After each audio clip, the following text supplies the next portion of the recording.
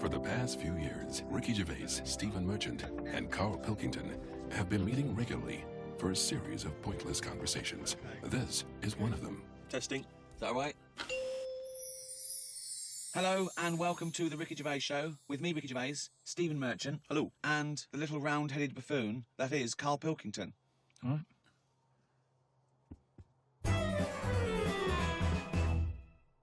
What's been going on? What's been going on? I've been to hospital. I was rushed to hospital, like emergency and that. Had a tube put up my knob.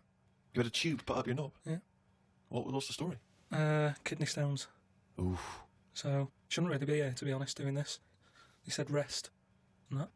Climbing them stairs on the way in. To be quite honest, it doesn't look like you're expending a lot of energy at the moment. It's like at Zookeeper going, that sloth move today. Calm down. Yeah, but I had to get here. It's been raining. Yeah. I had to come up the stairs. I had to carry the computer. Yeah.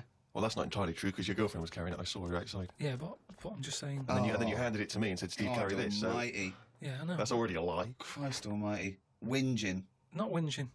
I'm in show business. I know loads of people that wake up every day with a sore knob, feeling like they've had their kidneys probed, and they would say they're unconscious. So they don't whinge about it. They get straight back onto it. They, a lot of them on TV now. Yeah, straight back to hosting game shows.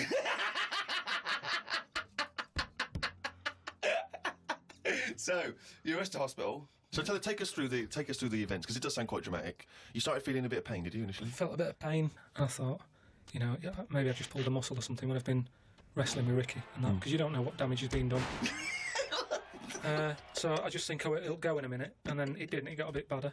It got badder, did it? So then I thought, I was was crippled. I was lying on the floor in agony, looking on the internet, looking for sort of still looking at Monkey News. No, I just put in like bellyache and stuff, and they were saying me loads of different things.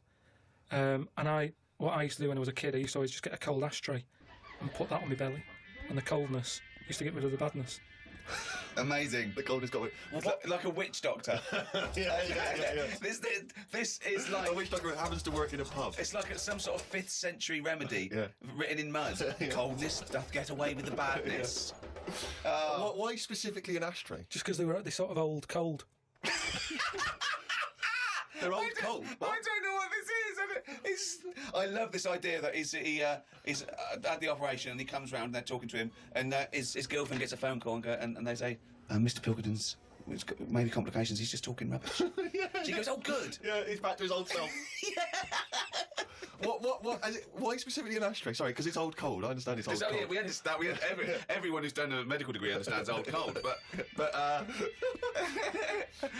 old cold belly badness. If you want to buy that book, Old Cold Belly Badness, it's the history of abdominal surgery by Karl Pilkington. No, it just but you put it in the freezer or something first. You can do if you want, but they're normally cold anyway. It's sort of thick glass, and that holds the cold. But we don't smoke in our house, so I had to use a plate. Oh, well, that's madness. A plate's not going to work. Famously, a plate doesn't work. Oh, God, no! So you put a plate on your belly, but that didn't do any work. That didn't work. So, called Suzanne and said, I'm in agony here. She said, go to the doctors then. Good advice. So a lot of people have done that straight away, as opposed to going through the plate ashtray. So he went to hospital, and they went to hospital and he said, have you got an ashtray? They went, no, especially an ashtray. This is no smoking. So anyway, then we get in a cab and whatever, you go there. I have an X-ray. His voice is even more boring than usual, isn't it? Yeah. Fuck me. And they put me on a drip and everything. Give me some morphine and stuff. And found out that I had kidney stones. So that's why I was in hospital. And they get them out by... I don't know what's gone on, to be honest. I've got some tube inside me. From my kidney to my bladder. That's helping me stuff get about. And so there's a little tube up the end of your knob into your... Yeah, it's not there now, it's high up. Right.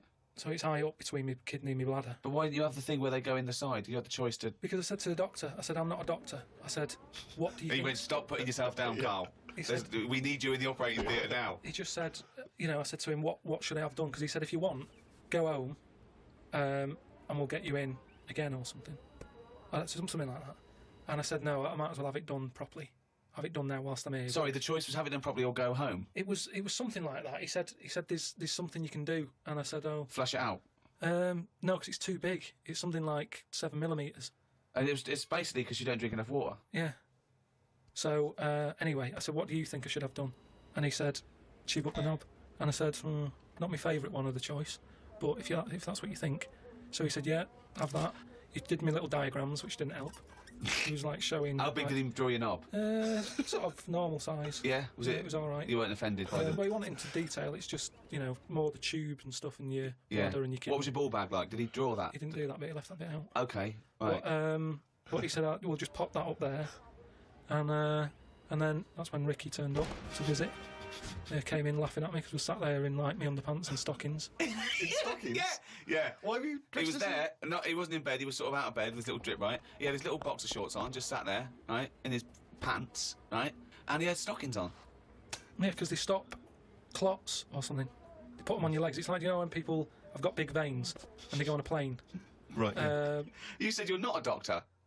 No, but I've seen it because Suzanne's mum did it, and she put them on ridiculously early, like 3 days before we were going away. And she'd never been away before, and everything was like over the top. Do you know what I mean? She's like, best put them on. And so I put them on, and they I don't know what it is. It's something when you're under, your blood doesn't move about the same, Right. and it can clot up in your leg. So you wear these tight tights. And I came in to cheer him up, didn't I? Yeah. Was that a nice, cheery experience, him coming in? I had a headache at the time. I think I was a bit stressed out. Well, he's just a man you wanted at that point. Yeah.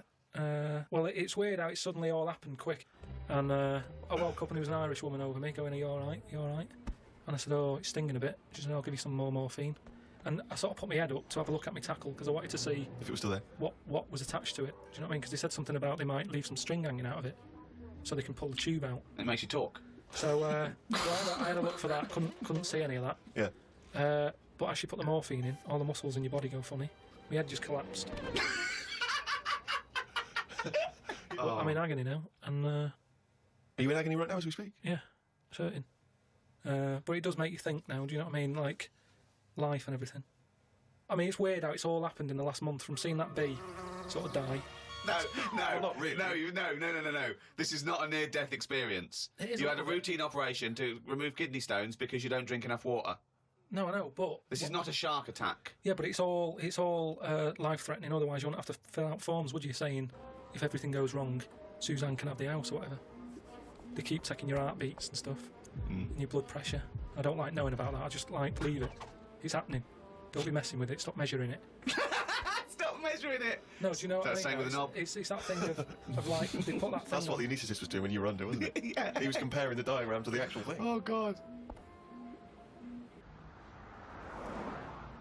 What is the closest thing sort of living that's nothing? I don't know what you mean. What? What's like the closest, like, do you know at some point something's gone from nothing to something, hasn't it? No, I don't understand what you mean. Do you mean what is the first and lowest and most primitive and most simple form of life? No, He's right here in this room, Rick. say like when you look at a stick insect, Right. you go, right, there's a slight crossover there from a stick to a living thing. No, it's not. It didn't used to be a stick. No, it's not. There's no biological relationship between it and a stick. But there isn't much difference between the two, is what I mean. Of course there is. It's a There huge isn't. difference. They just sit there looking like a stick. That's their skill. Yes, but there's nothing to do with being a stick. It's like camouflage. That's like saying when a soldier puts on combat gear, you're saying he's a cross between a human and a shrub. What I'm saying is, have you seen them weird things that just look like... They sort of look like a leaf. Yeah, there are insects that have evolved to look like a leaf. At some point, something has had it away with a leaf. No, at no point has something had it away with a leaf. No, to make it look that much like a No. leaf. At no point did a beetle shag a leaf. It's superficial. It's the way it looks. That's all. That's like saying chameleons must have mated with green once. They are green. No, but it what- looks like a leaf. But then how does it have relationships? It will be going around sort of having it away with a leaf. No, it won't, because it doesn't know what it looks like. It doesn't matter. It's not like a stick insect will be talking to a stick for ages and go, "Oh, I've wasted my time here. This club's dead." Rude. I was chatting to her, she was foxy, but she was giving me nothing. But Dave, that's not a stick insect. That's a stick. What are you talking about? That's a stick. You've been talking to a stick all night. I can't believe it. I just thought she had a great slim figure. No, it's actually a real stick. Well, I've been watching birds more than insects recently. Oh, In the okay, you moved on from in the insects. last week, just because I've sort of looked at the ant and the bee and that. And What I've found with pigeons is they've got wings, yet they walk a lot. I'd love that to be a thesis where he got like a £500,000 grant from a university, and they said, well, Pilkington seems to. He's done ants and he's done bees. He's followed ants. Apparently, they're not doing anything. Some of them are lazy. We are granting him another £500,000. He's been working on it for a year. Please welcome Karl Pilkington. Carl, what have you found? Well, even though pigeons have wings, they walk a lot.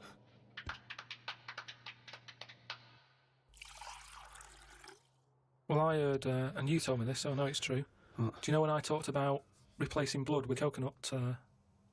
What was it? Well, one, it said coconut milk can be used as plasma, but I haven't had that verified because it's off one of those websites where there are spurious facts. Well, what do you think of that, Steve? I mean, I've sort of touched on it. But I've just got to echo what Ricky said. I can't have an opinion unless it's been verified. But why aren't you just being open-minded enough to go, well... No, But that's not being being open-minded. open-minded. Open-minded isn't believing everything you hear. You don't believe everything you read, do you? A lot of stuff you kind of go, well, that's interesting. So But what we talked about this. What about Noah's Ark? what about it? Well, you know, you said you believed it because it's in book form, but according to that, didn't he get 2 of every species on a big boat? But we know that's impossible, don't we? Depends where he was. If he was above a zoo, there would have been a lot of different stuff knocking about. That's my only problem. What I'm saying is, where was he floating where he could get an elephant, a giraffe, a cat, a dog, a gerbil? Where were all these things floating about? Well, exactly. Right, That's these my Old only Testament downfall. zoos, they were quite Yeah, but big, exactly. weren't they? But you're right. You're questioning it. How is it possible? But I've just said, a zoo. There's no zoo that has got 1% of all animal species. Well, I don't know where he got them from then. There's a couple of million species of animal. And how did he round these animals up? Because they were drowning, so they were looking for any boat. So they were actively seeking out an ark. Well, they would have just been looking for anything to get hold of. Yeah, and where did he keep them all? How did he keep them all separate? How did he... At that point... Oh, no, the lions at the otter. No, because at that point, it's that thing, innit, of how you all pull together in a bad situation. Talk shit. You all chip in, they're all like, oh, God, you know, let's be nice to our neighbours. Right, so there's spiders talking to flies and... Well, they would have just gone elsewhere, wouldn't they? They What would do have you been on another bit of the boat. The spiders don't have to knock about with the lions just because they're all in it together. They get their own little area, don't they? Well, I don't know. How big is this boat? How It's big, it's a big boat. Hey, how long, what was the warning you got from God to make it? I don't know. It was a couple of weeks. Yeah. 2 of every species, Carl. How big would this boat have to be? Yeah, it's big. You can't just keep saying it's big, because I know in your mind you're imagining this ark. There's a boat with Noah up the front with his wife, 2 giraffes behind him, then next there, 2 elephants, and it just and it's just like elephant, giraffe, hippo, dog, cat, weasel, couple of frogs, and a spider talking to a fly going, let's get on. But when we're off here, you're dead. But what would you have done then? Are you saying that you wouldn't get on there because it's too noisy? It's not a question of It what didn't they've happen. done. It didn't happen. To be honest, I'm not bothered. And they got through it, didn't they? They got through it. They're here now. We're not short of them. If anything, like I said, he didn't do us a favour because he saved too much. You can't move out there for stuff.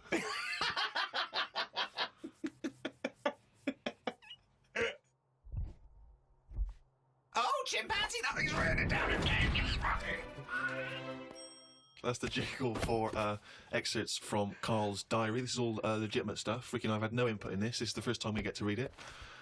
Went and did some shopping for stuff as it was my turn. Suzanne moaned a bit because I forgot orange juice and bought some cheap toilet paper. She always buys the expensive toilet paper. I don't know why they make toilet paper with pretty patterns on it. That made it into the diary. Up and out at 9 o'clock to go to the Cotswolds. Now, I think this was a gift for your girlfriend, wasn't it, for her Yeah, birthday? it was You a went to the birthday and Cotswolds, that, so I just went for one night. Got the car and headed off. We found the B&B, but they wouldn't let us in the room because we were early. We went for a walk. There was not much around the B&B, so we had a quick walk around the car park and went back in. Happy birthday. The room was now ready. It's an all right room. 3 biscuits, so I ate them straight away. Like a child. Like a dog. He runs in, jumps on the bed. No. Get off the bed, not on the furniture. The room overlooked the car park that we'd already been round. You're staring at that window. Remember when we went there? We'll always have the car park. Yeah. Oh, God. The room had posh coat hangers in the wardrobe with sponge on them. So I ate the sponge. Don't think they are needed. We went and booked a table for Sunday dinner. I had beef. It was nice enough, but there was a family of 13 behind us. I don't see the point in going out in large numbers. They annoyed me. One of the family asked for sorbet before his next course. He was only about 11. He thought he was it. I said to Suzanne, I've had enough and needed a kip. Watched Planet Earth on BBC One. They filmed a panda for 4 weeks and all it did was sit in its cave. It did nout. If I was Fiat, I wouldn't name one of my cars after them, as it suggests it won't work or go very far. It'd be like bringing out a Ford Sloth. No one would buy it. A Ford Sloth. I would love that ad campaign. Oh, that's amazing. Oh, God. The new Vauxhall Slug. We had a look around the local village. There wasn't much to it. We did the usual thing and had a look around the church graveyard to see how old the dead people are. Suzanne's on the end of the time so far. She's gone to the Cotswolds. The room wasn't ready. She's seen the car park. And now let's go and play how old the dead people are. I like the fact that you mentioned we did the usual thing of having a look around the church graveyard. Do you make her do that every time you go away? I like the fact. I want to know what she did for 2 hours when you slept. She just looked out at the car park, just like, memories. But that's what you do, though, isn't it, when you go to these places? There's nothing else, unless you want fudge. Or, you know, you walk around the church graveyard and have a look. It's nothing. We went home. It took 3 hours to drive back. People say they go to the country to see the wildlife. I saw rabbits, pheasants and a fox on the way home. They were all dead in the road.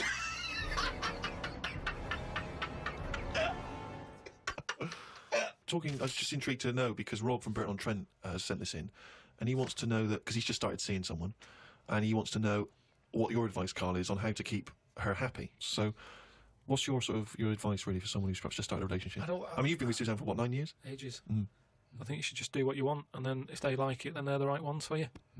So don't go out of your way too much. I mean, I got the posh badge for a birthday. That's once a year. Rest of the time, it's kind of like, you know, I like weird stuff. I like watching weird stuff and all that. Now and again, I won't make her watch it. I'll tape it. This is amazing advice. But sometimes This is amazing advice. Sometimes you just say, no, come on, the bloke with the 2 heads on, I want to watch it live. So give and take is what you're saying there. That's all. It shouldn't be hard. As soon as it's hard, it's not right. So just go about your business. See if she joins in. Woke up to the Commonwealth Games on the radio. Now, what are you making of the Commonwealth Games? Is that something that interests you? Are you a sports fan? I'm not really. It seems to be sort of wasted. If people are running fast, use it. Do you know what I mean? Rather than just trying to beat your own record or someone else's, do something where you do have to run. If you're a good swimmer, be a lifeguard. Don't be messing about going up and down. I was swimming recently. I do a lot of swimming, and I've never quite mastered my front crawl. Just never quite nailed the breathing, because it's quite tricky, isn't it? You know, you've got to breathe at the right moment. And so I'm in the swimming pool in the local gym, and there's a guy bombing up and down, really doing a great forward stroke.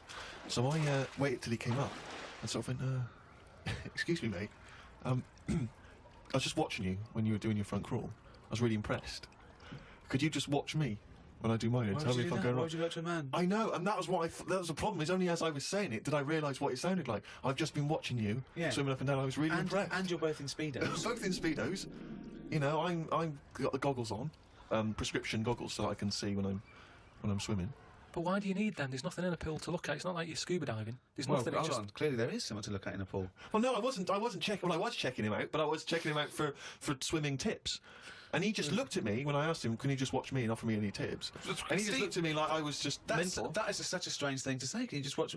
I don't know how you had the nerve to do that. Well, it was innocently motivated. Well, I know it's innocent, but what a strange thing to go up to someone and... But what civilization are we living in where we can't just ask our fellow man to help us out with our forward crawl? But we're in a society where we can't. But you know that. It's a strange thing to say. But sometimes it's nice to just think, no, do you know what? I'm not going to fall into the trap of thinking he's immediately going to think I'm gay or that I'm chatting him up. I'm just going to ask him to do me a favour. There's nothing wrong with that. What if he said, yeah, it's good, yeah. Do you mind coming at me with my plastering? But it's not the same. He's in the swimming pool. He's there in the pool. He's swimming up and down. He's, you know, he's not no skin off his nose to just offer a bit of kind advice. If your car's broken down in the middle of nowhere and someone drives by, you know, it's a generous thing to do. Just stop and maybe look under the bonnet and help them out. I agree. But I don't see how it's any different. And in the end, he did, and all he asked was that I wake him off.